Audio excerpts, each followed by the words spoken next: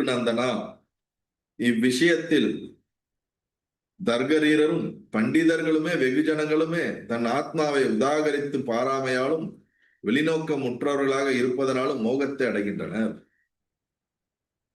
நல்ல புத்தி உடையவர்களும் நல்ல தர்க்கம் பண்றவங்களும் எல்லாருக்குமே இந்த விஷயத்தை பொறுத்த வரைக்கும் அவங்க கன்ஃபியூஸ் ஆயிடுறாங்க. உண்மையை புரிஞ்சுக்காம தன்னை மோகத்தில் ஆழ்த்திக் கொள்கிறார்கள். ஏன்னா ஒவ்வொரு பிலாசபியும் ஒவ்வொரு மாதிரி சொல்லுது.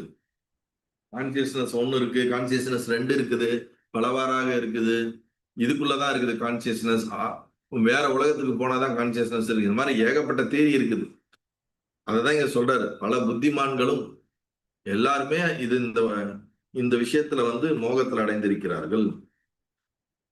சத்தை ஆகட்டும் அல்லது அந்நியமான அசத்தை ஆகட்டும், குருவானவர் யாதேனும் சிறிது உபதேசித்ததை தன்னிடத்திலே உதாகரித்து பாராதிருக்கும் வரையில் சிரவணமானது பரோட்ச வடிவமே ஆகையால் பலன் அடையப்பட மாட்டாது. இது வரைக்கும் நல்லா போயிட்டு இருந்துச்சு. இப்ப நம்ம கிட்ட நேரம் திரும்புது அம்பு. என்ன சொல்ல வர்றாரு? சத்தை ஆகட்டும், சத்தைனா சத்து ஆகட்டும், சத்துனா உண்மை இருப்பு, அந்த உண்மையாகட்டும் அல்லது அந்நியமான அசத்தை ஆகட்டும், பொய்யானதாகட்டும், குருவானவர் யாதேனும் சிறிது உபதேசித்ததை, குரு உபதேசம் கொடுக்கிறது அது உண்மையாகட்டும் பொய்யா இருக்கட்டும், அப்படி சொல்ல வர்றார். சத்தாகட்டும் அசத்தாகட்டும், குருவானவர் ஏதாவது உபதேசம் கொடுத்தாருன்னா தன்னிடத்திலே உதாகரித்து பாராதிருக்கும்.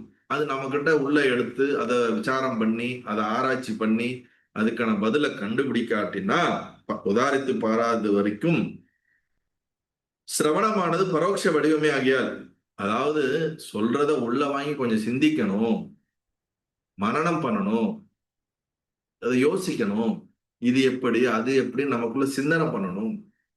அப்படிலாம் பண்ணலைன்னா எவ்வளவு தடவை நீங்க கேட்டுக்கிட்டே இருந்தாலும் அந்த கேட்கறதுக்கு தான் சிரவணமானது பரோட்ச வடிவமே ஆகையால், பரோட்சம் அப்படின்னா எல்லாம் ஒரு அறிவு.